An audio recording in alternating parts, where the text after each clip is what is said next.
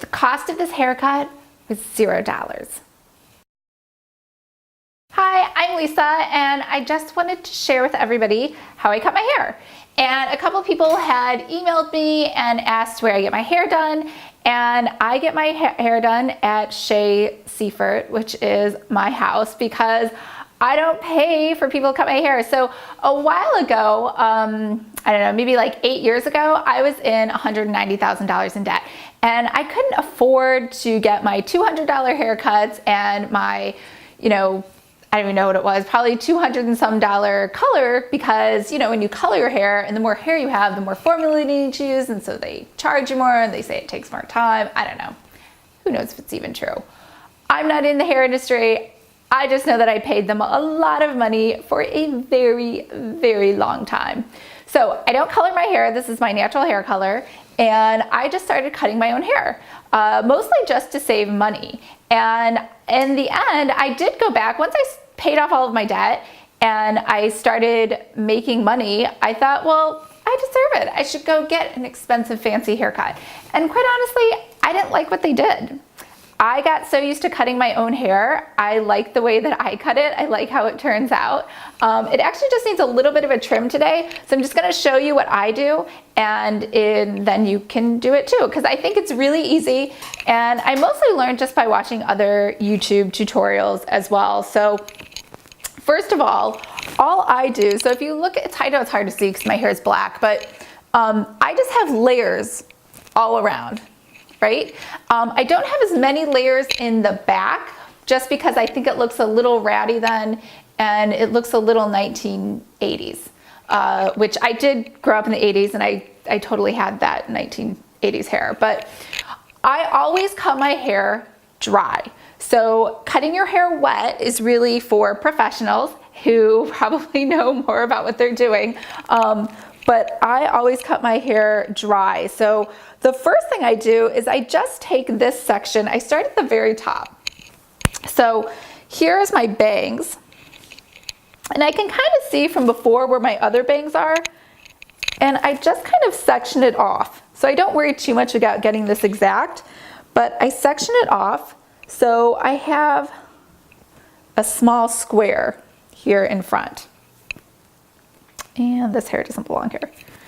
And all I do is I take this front hair, so these are kind of like what you'd call your bangs, and I just twist them here, like so. So don't worry too much about getting a straight cut, because when you twist them, then it kind of makes it normal all the way around. So I would say don't go any higher than your lip. It's like a good landmark on your face. I tend to go a little shorter. I'm just gonna trim it again. I just cut it a while ago, so it's not too long. All right, so those are my bangs. So now the next section, right around it, just that front part, all I do is I take my hair. So now you don't have to worry about separating your bangs because it's not like you're gonna cut them again. They're out of the way. I take my hair and I section it down. So I take it down, run my fingers down, and so I have one big clump like this, right, out to the side. And all I do is just cut an angle up, like that. So that's one layer down.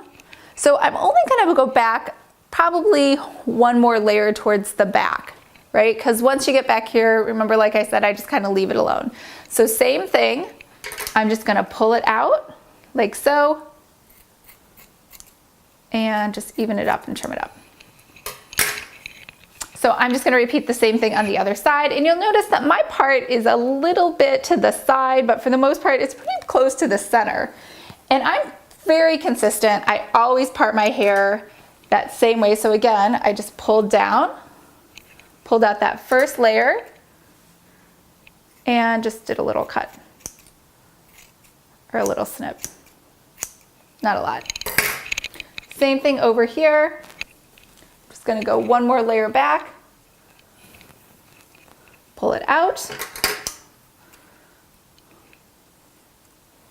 And again, you don't have to worry about being too exact. Now, I will say I have dark hair. I am not blonde. It's possible if you're blonde or you have really light hair, you can see it's a little less forgiving. So same thing, you're always gonna angle it. So it's a little shorter towards the top and a little longer towards the bottom. That's pretty much it. Now, if I want to even out the back, what I'll do is I'll actually flip my head upside down. I don't know if you can see this. I'll change the camera angle a little. All right, so I'll flip my hair upside down like this. And anything that looks kind of uneven or sticks out to me, I'll just give it a little snip.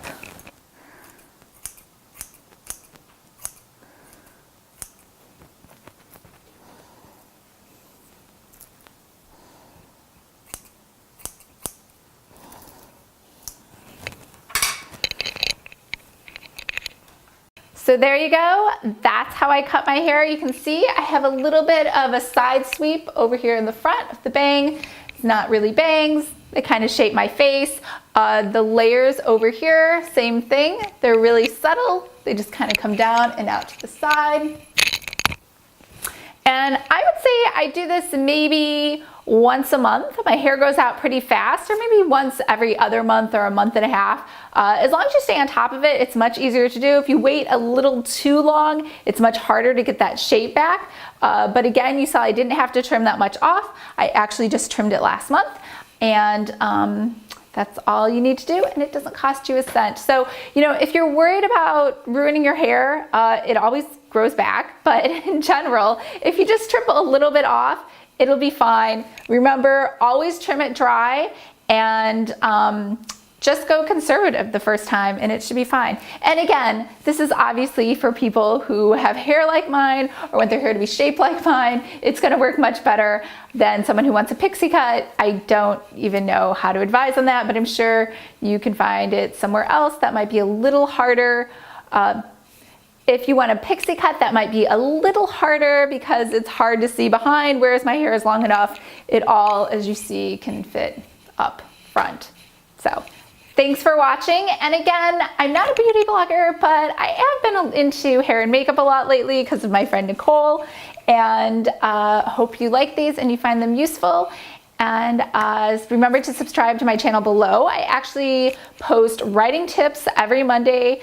I do fitness product reviews on Wednesdays, and I give out boy advice on Fridays. And I just do these beauty blogs and personal blogs for fun. So if there's another one you want me to do, please leave a comment below and I will try to accommodate. All right, bye.